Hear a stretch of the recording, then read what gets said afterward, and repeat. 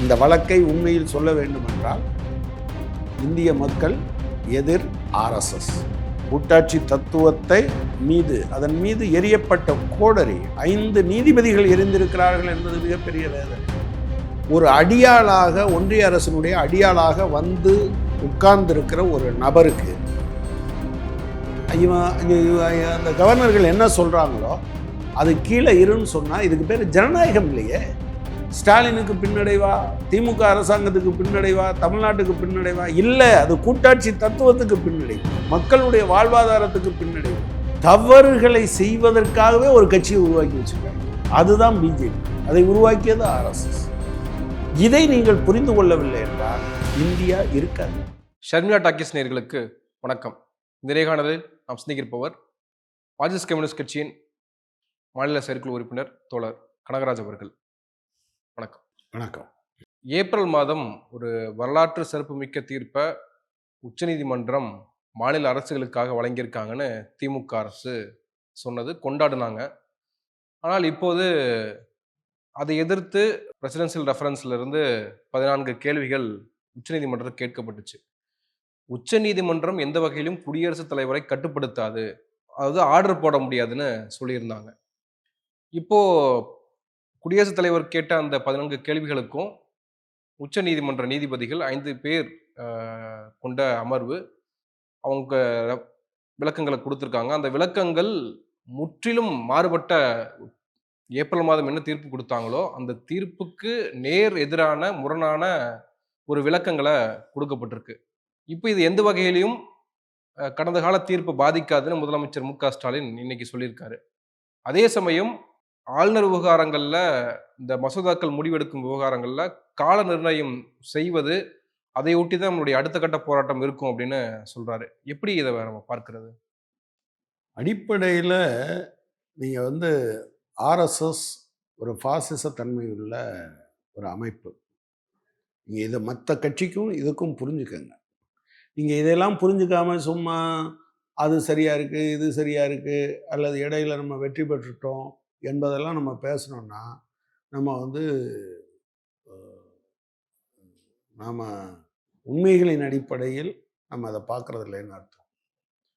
அது ஒரு பாசிஸ்ட் தன்மை உள்ள அமைப்பு. எல்லா கட்சிக்கும் வெவ்வேறு விங்கு இருக்கும்.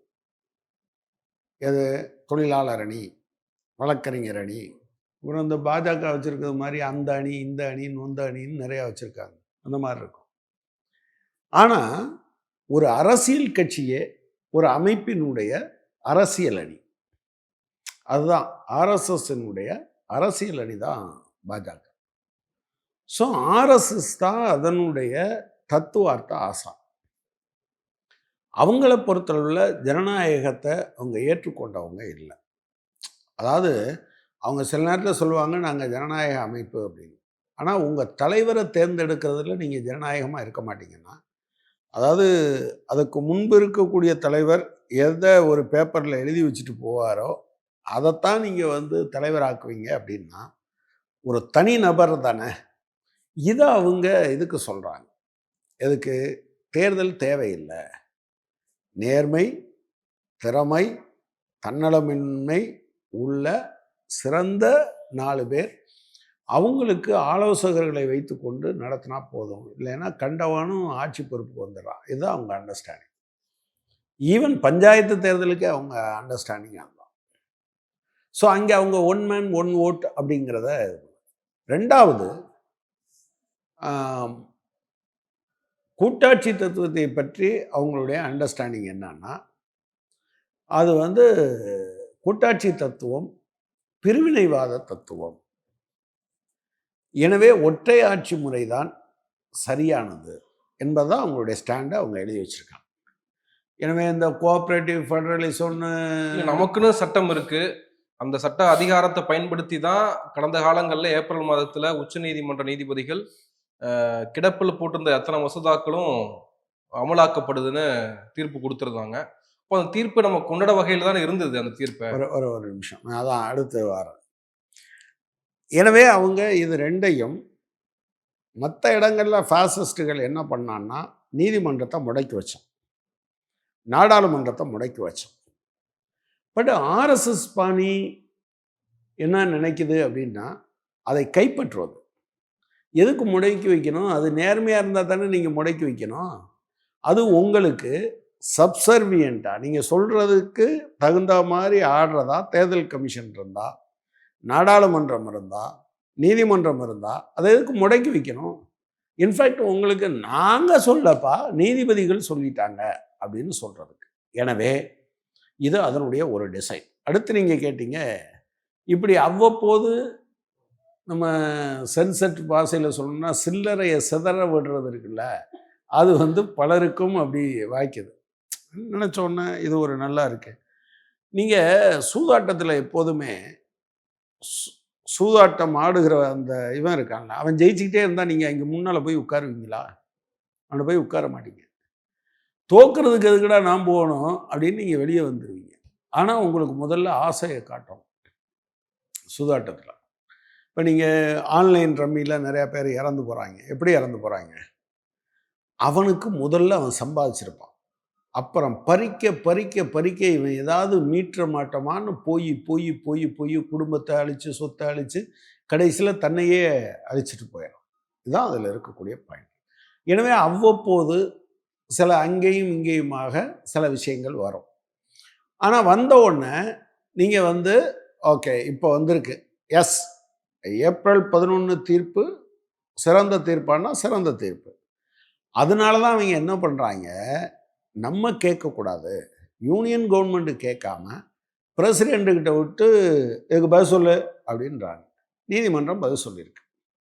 நான் என்ன கேட்குறேன், ஒரு நாட்டில் இதே நீதிமன்றம் தான் சொல்லியிருக்கு, இந்தியாவில் ஜனநாயகமும் கூட்டாட்சி தத்துவமும் பேசிக் ஸ்ட்ரக்சர் அடிப்படையான கட்டமைப்புன்னு சொல்லியிருக்கு. ரொம்ப மோசமான நடவடிக்கை நீதிமன்றத்தினுடைய நடவடிக்கை. நான் என்ன கேட்குறேன், ரீசனபிள் டைம் அல்லது as soon as possible. As soon as பாசிபிள்னா என்னது? எவ்வளவு விரைவாக முடியுமோ அவ்வளவு விரைவாக. சரி, எவ்வளவு விரைவாக? அதுக்கு நான் சொல்ல முடியாது. It's looking something nonsense. நீங்கள் அரசமைப்பு சட்டம் பல நேரங்களில் ஓகே இப்படியெல்லாம் இருக்கும்னு யாரும் நினச்சிருக்க மாட்டோம். அதில் நிறைய கேப் இருக்குங்கிறது உண்மைதான். அஸ் சூன் அஸ் பாசிபிள்னு சொன்னவங்க அப்போவே என்ன செஞ்சுருக்கணும், இல்லை 1 வருஷம் வச்சுக்கோ, அது கூட பிரச்சனை இல்லை, நீ 5 வருஷம் முழுவதும் நீ போட்டாயினா நாங்கள் தேர்தல் நடத்தி நாங்கள் வந்தால் நாங்கள் பொது விநியோக முறை இப்படி இருக்கும், ரேஷன் கடை இப்படி இருக்கும், ரோடு இப்படி இருக்கும், வேலை இப்படி தருவோம் நீங்கள் சொல்லுவீங்களாம். தமிழ்நாடு இருக்கிற மக்கள் ஓட்டு போடுவாங்களாம். அதை தூக்கி இவர் இவர் இவர் இவர் இவர் இவர் கீழே போட்டு உட்கார்ந்து பாராங்க கவர்னரு. அவரை நாங்கள் எந்திரிச்சு அது என்னன்னு பாருங்கன்னு சொல்ல மாட்டோம்னு சொன்னால் அது என்ன நீதிமன்றம்? அதுக்கு பேர் நீதிமன்றமும் கிடையாது, சட்டமும் கிடையாது. ஏன் நான் கேட்குறேன், ஏன் சரி கவர்னர் விஷயத்தில் நீங்கள் தலையிடக்கூடாது சட்டத்தில் சொல்லியிருக்குன்னா, இப்போ தெலுங்கானாவில் கொஞ்ச நாளைக்கு முன்னால் நீங்கள் என்ன விதமான நடைமுறை எடுத்தீங்க?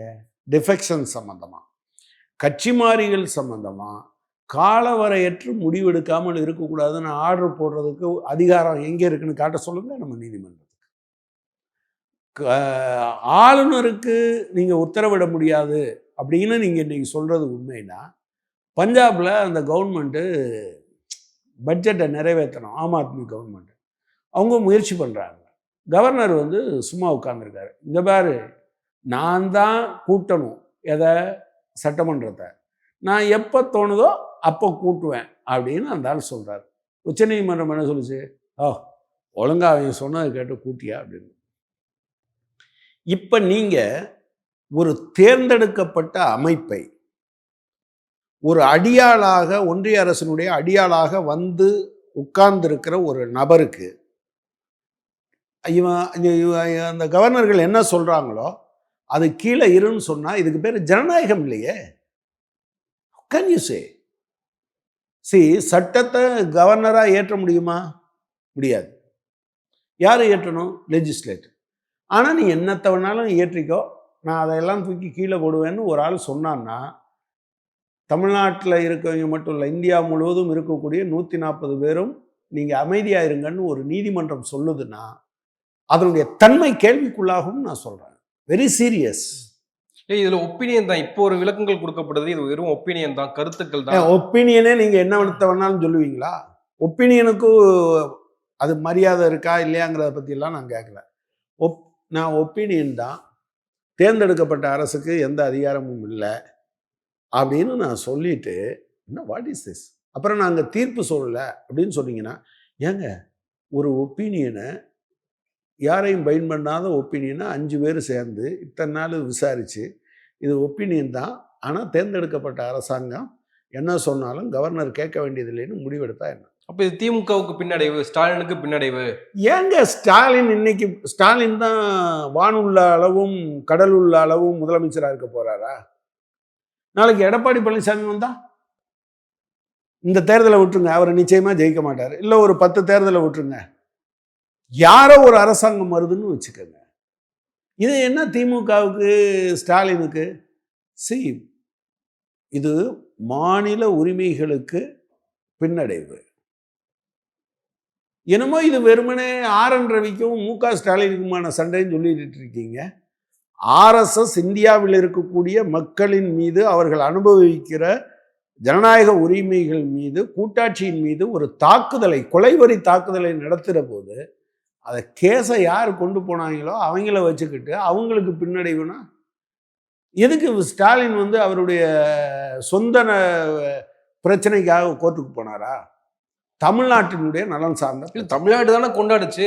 மாநில உரிமைகள் பாதுகாக்கப்பட்டிருக்கு, நிறைவேற்றப்பட்டிருக்கு, உடனே கொண்டாடணுங்களா? ஆமா ஆமா, நீங்க அந்த கோர்ட்ல அந்த ஜட்ஜ்மெண்ட் எஸ் இட்ஸ் குட், இது அதுக்கு கொண்டாடிச்சு. குடியரசுத் தலைவருக்கே கால நிர்ணயம் கொண்டு வந்துட்டோம். எவ்வளவு பெரிய விஷயம், அது சாதாரண விஷயம் கிடையாது. அதைத்தான் நான் சொல்றேன். உள்ளிருந்தே ஒவ்வொரு அமைப்பையும் அவர்கள் நாசமாக்கி இருக்கிறார்கள், மறந்துடாதீங்க நீங்க. எனவே நம்மிடம் நியாயம் இருக்கிறது. வாய்மையெல்லாம் வெல்லாது, வெல்ல வைக்கணும். வாய்மை தானா வென்றுமா? வாய்மை வெல்லும், வாய்மை வெல்லும்னு உட்கார்ந்துட்டே இருந்தால் வாய்மை வெல்லலாம் செய்யாது. அப்புறம் இன்னைக்கு இருக்கக்கூடிய உச்சநீதிமன்றத்தினுடைய தன்மை,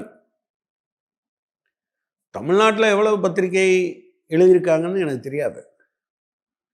நீங்கள் கேரவன் நினைக்கிறேன், போன அக்டோபரில் ஒரு இதை எழுதியிருக்காங்க. அவங்க என்ன சொல்கிறாங்க, 33 நீதிபதிகள் ஃபுல் கோரம், ஒரு இஸ்லாமியர் இருக்கார், ஒரு கிறிஸ்தவர் இருக்கார், மீதி 31 பேர் இருக்காங்க.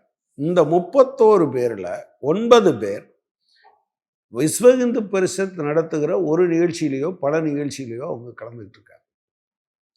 விஸ்வ இந்து பரிஷத்தினுடைய தோற்றமே எதுக்காக? பாபர் மசூதியை இடித்து தரமட்டமாக்கணும் அப்படிங்கிறதுக்காக. அந்த மூமெண்ட்டோட அது யார் உருவாக்குனா? ஆர்எஸ்எஸ் உருவாக்குது. எதுக்கு? இந்தியாவில் இருந்த ஒரு பாரம்பரியமான ஒரு இதை அடித்து நொறுக்கணும் அப்படின்னு. நீங்கள் அதில் ஃபைனலாக என்னாச்சு?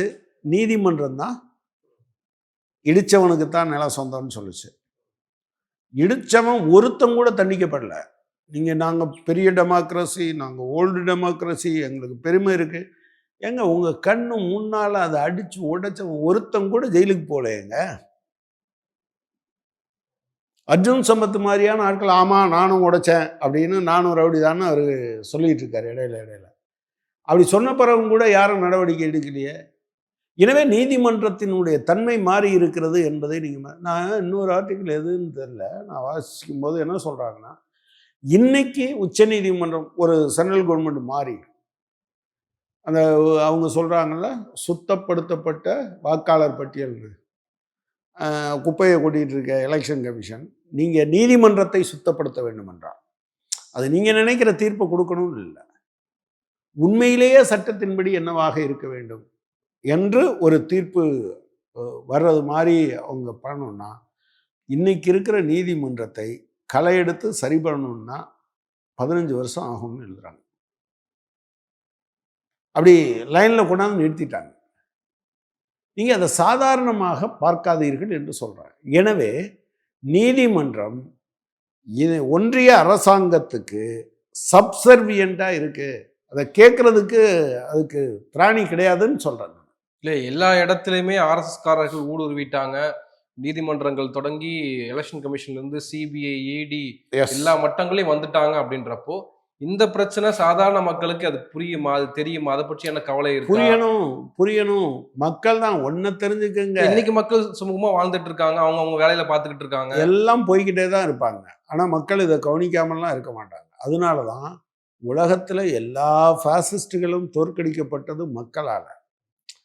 நீங்க ஹிட்லரை தோற்கடிச்சது கம்யூனிஸ்டுகள். எஸ், கம்யூனிஸ்டுகள் தலைமை தானாங்க. ஆனா தோற்கடிச்சது மக்கள் தான் அடிச்சாங்க. சாதாரண ஆள் உட்பட நின்று பாடுறா அப்படின்னு சொன்னான். முசோலினியை கட்டி தொங்க விட்டவங்க கம்யூனிஸ்டுகளை கட்டி நடு ரோட்டில் தொங்க விட்டான். பிணத்தின் மீது மக்கள் செருப்பால் அடித்தார்கள். பிணத்துக்கு வலிக்காது, அதுக்கு உணர்வு இருக்காது. ஆனால் அவர்களுடைய கோபம், அதுவரை குமரி கொண்டிருந்த கோபம் அதில் வெளிப்பட்டது. நான் உறுதியாக நம்புகிறேன், நாளைக்கு மக்கள் 100 நாள் வேலை இப்போ இருக்கிறத வரவே வராது, அல்லது பிஎம்ஸ்டி நான் யாருக்கான பைசாவையும் தரமாட்டேன் என்று சொல்லிக்கொண்டே இருந்தால் மக்கள் வருவார்கள். இது வெறும் இப்போ நீங்கள் கேட்ட கேள்வியில் ஸ்டாலினுக்கு பின்னடைவா, திமுக அரசாங்கத்துக்கு பின்னடைவா, தமிழ்நாட்டுக்கு பின்னடைவா? இல்லை, அது கூட்டாட்சி தத்துவத்துக்கு பின்னடைவு, மக்களுடைய வாழ்வாதாரத்துக்கு பின்னடைவு. நீங்கள் தமிழ்நாட்டில் இப்போ சாதாரணமாக இப்போ 7.5% சொல்கிறாங்கள, ஆக்சுவலாக 7.5% இடஒதுக்கீட்டை அதிமுக கொண்டு வந்தது கிராமப்புற மாணவர்களுக்கு. இந்த இதில் இடஒதுக்கீடு அதையுமே அதுக்கு முன்னால் இருந்த பன்வாரிலால் புரோஹித் கையெழுத்து போடல, பெரிய ரகளைக்கு பின்னால் தான் சொன்னார். இது யாருடைய வாழ்வாதாரம் சம்பந்தப்பட்டது? கிராமப்புறத்தில் இருக்கக்கூடிய அந்த மசோதாவின் மீது பன்வாரிலால் புரோஹித் உட்கார்ந்து, RN ரவி உட்கார்ந்து, அதுக்கு மேலே நீதிமன்றம் உட்கார்ந்தது சரின்னு தான் சொல்லணும்னா, நீங்கள் கிராமப்புற ஏழைகளை எப்படி எம்பவர் பண்ணுவீங்க சொல்லுங்க? அந்த மசோதாவை அப்படியே வச்சிருந்தா. எனவே நீங்க இது அரசியல் கட்சிகளோட வேலை, மக்கள்கிட்ட போய் சொல்லணும். இது வெறுமனே காகிதத்தில் நடக்கிற சண்டை இல்லை, உண்மையிலே காரியத்தை நிறைவேற்றுவதற்காக நடைபெறுகிற ஒரு மிகப்பெரிய யுத்தம். நீ படிக்கக்கூடாதுன்னு சொல்ற, உனக்கு ஸ்காலர்ஷிப் வரக்கூடாதுன்னு சொல்ற, உனக்கு வேலை கொடுக்கக்கூடாதுன்னு சொல்ற, உனக்கு அரிசி இலவசமாக கொடுக்கக்கூடாதுன்னு சொல்ற ஒரு அமைப்புக்கும், இல்லை அதை நாங்கள் பிரித்து கொடுக்க போகிறோம்னு சொல்கிற ஒரு அமைப்புக்கும் இடையில நடைபெறுகிற போர், இது உன்னுடைய நேரடி வாழ்க்கையோடு சம்பந்தப்பட்டது என்பதை மக்களுக்கு நாம் சொல்ல வேண்டும். அதை சொல்ல வேண்டிய பொறுப்பு யாரோடதுன்னா அரசியல் கட்சிகளோட. நீங்கள் அது இல்லைன்னா நீதிமன்றமே என்ன வரும்? நான் என்ன சொல்கிறேன், இதே நீதிமன்றம் SC/ST அட்ராசிட்டிஸ் ஆக்டில் வழக்கு பதிவு செய்ய வேண்டும் என்றால் அங்கே எங்கே நடந்ததாக சொல்கிறாங்களோ அந்த அதிகாரி அதை என்ன சொல்லணும், இது அந்த அந்த இது கீழே வரணும்னு சொன்னோம் அப்படின்னு சொன்னாங்க. அதிகாரி சொல்லணும் அப்படின்னு. ரோட்டில் இறங்கி சண்டை போட்ட பிறகு தான் செட்டில் ஆச்சு. இடஒதுக்கீடு ரோட்டில் தான் மக்கள் நீதியை நிலைநாட்டினார்கள். இடஒதுக்கீடு நீங்கள் பிற்படுத்தப்பட்டவருக்கான இடஒதுக்கீடு இல்லை, முதலில் தமிழ்நாட்டில் இருந்த இடஒதுக்கீடு ரத்து செய்யப்படும் என்று உச்சநீதிமன்றம் சொன்னபோது மக்கள் சாலையில் இறங்கி போராடினார்கள். ஏன்னா என்னை 2000 வருஷம் அடிமையிலும் அடிமையாக வைத்துக்கொண்டு ஒரு சின்ன, நான் இதுவரை நான் பின்தங்கி இருந்ததற்கு என் காலில் போட்ட, மூளையில் போட்ட, கையில் பூட்டி இருக்கக்கூடிய சங்கிலிகளை அறுத்து விடு, நான் சுமந்து கொண்டே ஓட வேண்டியது இருக்குன்னு சொன்னபோது இல்லை சமமாக தான் ஓடணும்னு சொல்லும்போது அது முடியாது என்று மக்கள் சாலைக்கு வந்தார். எனவே தமிழ்நாட்டில் நீங்கள் அரசியல் கட்சிகள் தலைமை தாங்கலாம், போராட்டத்தை மக்கள் நடத்துவார்கள். எப்படி ஒரு நீதிமன்றம் சொல்ல முடியும்? ஒரு ஒரு ஒரு ஒரு உலகமே எதிர்பார்த்த ஒரு விஷயத்தில் நீங்கள் நீதிமன்றம் என்ன சொல்லுச்சு? இல்லை, இப்போ திமுக ஒன்று சொன்னாங்க, இதுக்கு நீங்கள் பதில் கொடுக்க வேண்டிய அவசியமே இல்லை, தீர்ப்பு கொடுத்தாயிற்று, அதோட விட்டுருங்க, இதுக்கு நீங்கள் பதில் கொடுத்தீங்கன்னா அது வேறு வேறான பாதிப்புகள் ஏற்படுத்தும் அப்படின்னு திமுக சொல்லியும் மற்ற வழக்கறிஞர்கள் சொல்லியும் 5 நீதிபதிகள் கொண்ட அமர்வு சொல்றாங்க. அப்படின்னா இப்போ அவங்க யாருன்னு ஒரு கேள்வி அதான் நான் சொல்றேனே, அவங்க யாரு? எதிர்த்து நின்னவெல்லாம் அடிச்சு விரட்டப்பட்டிருக்கார்கள் நீதிபதி. நீங்க சாதாரணமா கனகராஜா போலீஸ் எப்படி டீல் பண்ணுது அல்லது நீதிமன்றம் எப்படி டீல் பண்ணுதுங்கிறது இல்லை. நீங்கள் டெல்லியில் இஸ்லாமியர்கள் மீது தாக்குதல் நடக்குது, போலீஸ் வேடிக்கை பார்க்குது, தடுக்கக்கூட மாட்டேன்னுது. அந்த காயம்பட்டவர்களை தூக்கி கொண்டு போவதற்காக ஆம்புலன்ஸ் வருது, ஆம்புலன்ஸை மறைக்கிறாங்க. அதை மீறி ஹாஸ்பிட்டலுக்கு போனால் ஹாஸ்பிட்டலில் மறைக்கிறாங்க. உடனே நீதிபதி முரளிதர் என்ன சொல்கிறாரு அப்படின்னா, நைட்டில் வந்து சொல்கிறார், எல்லாம் பண்ணாதவன் மேலே நடவடிக்கை எடு, இம்மிடியட்டாக ஹாஸ்பிட்டலில் அட்மிட் பண்ண, அது இதெல்லாம் சொல்கிறார். சொல்லி முடிச்சுட்டு ஒரு 15 நாளைக்குள்ளே சண்டிகருக்கு மாற்றுறாங்க. அப்புறம் கொஞ்ச நாளில் புவனேஸ்வருக்கு ஒடிசா மாநில தலைமை நீதிபதியாக மாற்றினாங்க. 2022 நினைக்கிறேன் கொலிஜியம் வந்து அவரை சென்னை உயர்நீதிமன்ற தலைமை நீதிபதினு சொல்லுது. பண்ணவே இல்லையே. 8 மாதத்துக்கு பின்னால் கொலிஜியம் 3 முறையோ 4 முறையோ அனுப்பி விட்டு எனக்கென்னு உட்காந்துருச்சு. இப்போ அவர் ப்ராக்டிஸ் பண்ணிட்டு இருக்காரு சுப்ரீம் கோர்ட்டில். நீங்கள் நீதித்துறை தன்னுடைய நீங்கள் சந்திரசூடு ரொம்ப தைரியமாக சொன்னார்ல, ராமர் சொன்னார், ராமர்கிட்ட தான் கேட்டேன். ராமர்கிட்ட கேட்குறதுக்கு நீ எதுக்கு படிக்கணும்? பூசாரிக்கிட்ட போய் கேட்டுட்டு வந்திருக்கலாம்ல. தான் எழுதுகிற ஜட்ஜ்மெண்ட்டுக்கு நான் தான் எழுதுனேன்னு சொல்றதுக்கு திராணி இல்லாத அளவிற்குத்தான் நீதிமன்றம் நேர்மையற்ற முறையில் அந்த ஜட்ஜ்மெண்ட்டை கொடுத்தது. நான் இப்போ கேட்குறேன், இப்போ அதுல் ஸ்ரீதரன் அவர் வந்து மத்திய பிரதேசத்தில் இருக்காரு, ஜட்ஜாக இருக்காரு. பொண்ணு படிச்சுட்டு வாரா. அவர் என்ன சொல்கிறாரு, எனக்கு டிரான்ஸ்ஃபருக்கு வாய்ப்பு இருக்குது, என் பொண்ணு நான் டிஸ்டர்ப் பண்ண முடியாது, அவள் ப்ராக்டிஸ் பண்ணுற கோர்ட்டில் நான் ஜட்ஜாக இருக்கிறது கான்ஃப்ளிக்ட் ஆஃப் இன்ட்ரெஸ்ட் வரும், எங்கேயாவது டிரான்ஸ்ஃபர் பண்ணுங்கன்னு சொல்கிறார். அவ்வளவு நேர்மையான ஆள். அவரை ஜம்மு காஷ்மீருக்கு டிரான்ஸ்ஃபர் பண்ணுவாங்க. ஜம்மு காஷ்மீரில் 2வது சீனியர் அவர். நீங்கள் தேசிய பாதுகாப்பு சட்டத்தில் 100கணக்கான பேரை கொண்டு வராங்க. அவர் கேட்குறாரு, அரெஸ்ட் பண்ணிட்டு ஆதாரம் என்னப்பா அப்படின்னா, ஆதாரத்தை இனிமே தருவேன்னாங்க. ஆதாரம் கொடுக்காம ப்ரிவென்டிவ் டிடென்ஷன் நான் யாரையும் ஏற்க மாட்டேன்னு ரிலீஸ் பண்ணுறாரு. உடனே அவரை என்ன பண்ணுறாங்க, தூக்கி திரும்ப மத்திய பிரதேசத்துக்கு போடுறாங்க. திரும்ப இந்த இடத்துக்கு. அங்கே 2வது இடத்துல இருக்கார். இங்கே சீனியராக தான் இருக்கார், ஆனால் 2வது இடம் இல்லை. இவர் சொல்கிறார், நான் இதுக்கு தானே மத்திய பிரதேசம் தானே வேணான்னே, இன்னும் எங்கேயாவது மாற்ற. சத்தீஸ்கருக்கு மாற்றுறதுக்கு கொலிஜியம் ரெக்கமெண்ட் பண்ணுது. சத்தீஸ்கருக்கு போயிருந்தாருன்னா இவர் 2வது சீனியர். அடுத்து இவர் என்னது தலைமை நீதிபதியாகவே வருவார். ஆனால் யார் ஒன்றிய அரசாங்கம் கேட்டுக்கொண்டதற்காக அலகாபாத் நீதிமன்றத்துக்கு மாற்றுறாங்க. அலகாபாத் நீதிமன்றத்தில் அவர் 7வது சீனியர். அட்மினிஸ்ட்ரேட்டிவ் ஏற்பாடில் கூட பெருசாக இவரால் தலையிட முடியாது. ஏன் பண்ணா, ஒரு அமைச்சர்னு சொல்லிட்டு ஒரு ஆள் சொல்கிறான், சோஃபியா குரேஷியை நாங்கள் வந்து தீவிரவாதிகளின் மகளை வைத்து தீவிரவாதிகளை நாங்கள் துவம்சம் செய்தோம்னு. சோஃபியா குரேஷி இந்த நாட்டினுடைய இராணுவத்தில் பணியாற்றி கொண்டு இருக்கிற ஒரு அதிகாரியை நீ தீவிரவாதிகள் மகள்னு மதத்தை வச்சு சொல்லுவ. கேட்டுக்கிட்டு இருக்கணுமா? நீதிமன்றத்துக்கு கோபம் வந்திருக்கணும்ல. மாற்றுங்கன்னு சொன்னான் சென்ட்ரல் கவர்மெண்ட்டு. நீதிமன்றம் ஏன் மாற்றுங்க அப்படின்னு கேட்கல. எனக்கு தெரிஞ்சு இந்தியன் எக்ஸ்பிரஸ் மாதிரியான பத்திரிகைகள் ஒரு நல்ல தலையங்கத்தை எழுதியிருந்தார்கள். ஏராளமான பேர், அதுல் ஸ்ரீதரன், அகில் குரேஷி, முரளிதர், லோயா, நீங்கள் ஏராளமான. இங்கே தமிழ்நாட்டில் தஹில் ரமானி, உங்களுக்கு தெரியும்னு நினைக்கிறேன். தஹில் ரமானி ஒரு பெண், மகாராஷ்டிராவிலேருந்து இங்கே சென்னை உயர்நீதிமன்றத்தினுடைய தலைமை நீதிபதியாக இருந்தாங்க. அவங்கள மணிப்பூருக்கு போக சொன்னாங்க. இதோட கம்பேர் பண்ணும்போது அது குட்டியோண்டு கோர்ட்டு. இன்னமா முடியாதுன்னு சொன்னாங்க. ரிசைன் பண்ணிடுவேன்னாங்க. அவங்க மேலே சிபிஐ கேஸ் போட்டாங்க. பிறகு 6 மாதம் கழிச்சு அவங்க ரிசைன் பண்ணிட்டு போன பிறகு சிபிஐ ஒன்றும் இல்லைன்னு சொல்லிடுச்சு.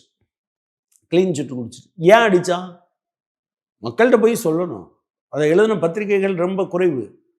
ஆக்சுவலாக இந்த இப்போ கரூர் கேஸுக்கு ஒரு உச்சநீதிமன்ற ஓய்வு பெற்ற நீதிபதி போட்டிருக்காங்கல்ல, ரஸ்தோகியா, அவர் எல்லாத்தையும் விடுதலை பண்ணணும்னு சொன்னார்ல பில்கிஸ் பானு வழக்கில்.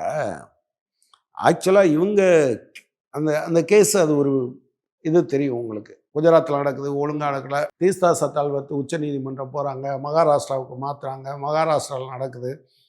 அப்போ நடக்கும்போது கூட இவர் அந்த ஒழுங்கா எஃப்ஐஆர் போடாத போலீஸ், உரிய முறையில் இந்த அதாவது பாலியல் வன்கொடுமைக்கு உள்ளானார்கள் என்பதை பதிவு செய்யாத டாக்டர் 2 பேருக்கும் தண்டனைன்னு அவங்க கொடுத்தாங்க அப்பீல். அதுக்காக இங்க கொண்டு வந்து அவங்க பழி வாங்கலாம். எனவே நீதிபதிகளுக்கு உயர்நீதிமன்ற நீதிபதிகளுக்கு இதுதான் நிலைமை. இதை நீங்க நீங்க நீங்க ஜனங்கள்கிட்ட சொல்லணும், இது அப்படி இருக்கு அப்படிங்கிறத சொல்லணும். இப்படி நூற்றுக்கணக்கான இன்சிடென்ட் இந்த காலத்தில் நடந்திருக்கு. இதையெல்லாம் நீங்கள் கவனத்தில் எடுத்துக்கொண்டு நீங்க கூட்டாட்சி தத்துவத்தை மீது அதன் மீது எரியப்பட்ட கோடரி 5 நீதிபதிகள் எரிந்திருக்கிறார்கள் என்பது மிகப்பெரிய வேதனை. கூட்டாட்சி தத்துவம் எவனும் கொடுத்த கொடை அல்ல.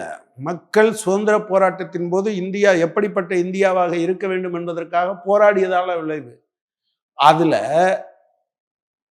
வ.உ.சி.யினுடைய செக்கிழுப்பும் அதுக்கு பங்களிப்பு செஞ்சிருக்கு. சுப்பிரமணிய சிவா உள்ள போகும்போது போயிட்டு வெளியே வரும்போது அழுகி உருகிய சதைகளோடு அவங்க வெளியே அந்த 2 பேரும் சந்திக்கிற காட்சியை எழுதியிருக்காங்க. அவங்க சிவம் பேசினால் சவம் எழுமும் சொல்லியிருக்காங்க. வெளியே வரும்போது எப்பெல்லாம் தண்ணின்னு தாகம் எடுத்து கட்டும் போதெல்லாம் இப்போ நமக்கு தொழுநோய் இல்லை. அப்போ தொழுநோயாளிகளுடைய சிறுநீரை ஊற்றிருக்காங்க வாயில. வேற வழி, தாகத்துக்கு அதை குடிச்சு தொழுநோயால் பாதிக்கப்பட்டு உடம்பு முழுவதும் அழுகி சதை ஒழுகுகிற மனிதனா வெளியே வந்தோம். இதுல இது இப்படி பெற்ற சுதந்திரத்தினுடைய பகுதியில் எது இருக்கு? கூட்டாட்சி தத்துவம் இருக்கு. அவன் அடிக்கணும்னு நினைக்கிறான். இல்லை, இன்னைக்கு நீங்க சொல்றது போல நீதிபதிகளை எப்படி கேப்சர் பண்றாங்க, நீதிமன்றங்களை எப்படி கேப்சர் பண்றாங்க, நீதிபதிகளுக்கு அச்சுறுத்தல் கொடுத்து எப்படியெல்லாம் வளைக்கிறாங்க அப்படின்லாம் சில விஷயங்கள் நீங்க மேற்கொண்டு சொல்றீங்க. அது ஒன்று. இடி, சிபிஐ போன்ற தன்னாட்சி அமைப்புகள் எதுவுமே தன்னாட்சி அமைப்புகளாக செயல்படுறது இல்லை அப்படின்ற ஒரு விஷயம் இருக்கு. இத்தனையுமே கடந்த 10 ஆண்டுகள்ல பாஜக செய்து முடித்திருக்குன்றப்போ இந்த காரிகளை எல்லாம் கச்சிதமாக செஞ்சு முடிச்சிருக்காங்க அப்படின்ற அந்த பார்வை இருக்குல்ல. அப்போ அதுல எதிர்க்கட்சிகளுடைய தோல்வி இருக்குல்ல, எதிர்க்கட்சிகள் வேலை செய்யல, எதிர்க்கட்சிகள் சரியாக செயல்படாதனுடைய விளைவு தானே அது நடந்திருக்கு. இல்லை அதுல ஒன்றும் நீங்க பிரேம் சங்கர் ஜா ஒரு புத்தகம் எழுதியிருக்காரு, இப்போ வந்திருக்கு, டிஸ்மேண்ட்லிங் ஆஃப் டெமோக்ரஸி 1947 to 2025. இந்தியாவில் ஜனநாயகத்தை அது என்னது கலைச்சு போடுறது 1947 2025 வரை. எஸ், அங்கேயும் இங்கேயுமாக காங்கிரஸ் மீறல் செஞ்சது. அதையெல்லாம் இவங்க சரி பண்ண போறோன்னு வந்தவங்க இதை முற்றிலுமாக உடைக்க வேண்டும் என்று நினைக்கிறார்கள். ஆனால் உலகம் முழுவதும் நான் திரும்பவும் அதுதான் சொல்றேன், கட்சிகள் அல்ல, ஜனநாயகத்தை காப்பாற்றுவது மக்கள் தான் காப்பாற்றுவார்கள். கூட்டாட்சி தத்துவத்தை மக்கள் காப்பாற்றுவார்கள். மக்களிடம் கொண்டு சேர்க்க வேண்டிய பொறுப்பு கட்சிகளுக்கு இடையில. கட்சிகள் அது வந்துட்டான்னா அவன் இராணுவத்தை பற்றி கவலைப்பட மாட்டான், போலீஸை பற்றி கவலைப்பட மாட்டான், தூக்கு மேடையை பற்றி கவலைப்பட மாட்டான். முன்னால் கடவுளே நின்று எப்பா நீங்கள் இப்படி பண்ணாதீங்கப்பா அப்படின்னு கடவுள் மிரட்டினாலும் அல்லது அவன் பயப்படுற சாத்தான் மிரட்டினாலும் வழிவிடு அப்படின்னு சொல்லுவான். ஏன்னா மக்களுக்கு அதை புரிய வைக்க வேண்டியிருக்கு. இதை வெறுமனே திரும்ப திரும்ப திமுக வர்சஸ் ஆர்.என். ரவி அல்லது ஸ்டாலின் வெர்சஸ் ஆர்.என். ரவி அல்லது தமிழ்நாடு வெர்சஸ் யூனியன் கவர்மெண்ட், இது இந்திய மக்கள். இந்த வழக்கை உண்மையில் சொல்ல வேண்டுமென்றால் இந்திய மக்கள் எதிர் ஆர்எஸ்எஸ். இடையில இருக்கக்கூடிய இந்த அட்வொகேட்டு அவர் இவரெல்லாம் நீங்கள் விட்டுருங்க. இவங்கெல்லாம் இடையில அவங்கவுங்க ரோலை ஆர்எஸ்எஸ் நினைக்கிற மாதிரி பண்ணுறவங்க வந்தவங்க. எஸ், தமிழ்நாடு அதில் போராடுது, அது வெல்ல வைக்கணும். நீங்கள் எடப்பாடி பழனிசாமியோ அல்லது விஜயோ இந்த மாதிரி இருக்கிற நபர்கள் அரசியலுக்கு அப்பாற்பட்டு இங்கே எழுந்து நிற்கணும். நீங்கள் உங்களை நீங்களே டிஸ்மேண்டில் பண்ணிக்கிறீங்க. கடந்த காலத்தில் சில தப்பு பண்ணியிருக்காங்க, பல கட்சிகளும் தப்பு பண்ணியிருக்கோம். சிபிஎம் தப்பே படலைன்னு நாங்கள் ஒரு காலத்துலேயும் சொல்கிறதில்ல, தப்பு பண்ணியிருக்கோம். இந்த தவறுகள் என்பது வேற. தவறுகளை செய்வதற்காகவே ஒரு கட்சியை உருவாக்கி வச்சிருக்காங்க, அதுதான் பிஜேபி. அதை உருவாக்கியது ஆர்எஸ்எஸ். இதை நீங்கள் புரிந்து கொள்ளவில்லை என்றால் இந்தியா இருக்காது. நான் ரொம்ப சீரியஸாக சொல்கிறேன். இது சாபமோ அல்லது பிரிவினைவாதமோ அல்ல. இந்தியா ஒன்றாக இருக்க வேண்டும் என்றால் நீங்கள் ஒருத்தர்கிட்ட போய் என்ன உனக்கு நோய் என்ன அப்படின்னு கையை காட்டினோன்னே, அப்பா நீ இதெல்லாம் செய்யலைன்னா செத்து போயிடுவாயின்னா அவர் சாகணும்னு அவர் விருப்பப்படுறாருன்னு அர்த்தம் இல்லை. நான் பேசுறது பிரிவினை அல்ல, நான் பேசுறது இந்தியாவுக்கு எதிராக அல்ல. அவன் இதை செய்கிறான், இந்தியாவை துண்டா மாற்றணுங்கிறது அவங்களுடைய எண்ணத்தோடு அவங்க போகிறாங்க. அதுக்கு எதிராக நாம் போராட வேண்டிய அவசியம் இருக்கு. நன்றி. நிறைய விஷயங்களை பகிர்ந்துருக்கீங்க. உங்கள் நேரத்துக்கு மிக்க நன்றி.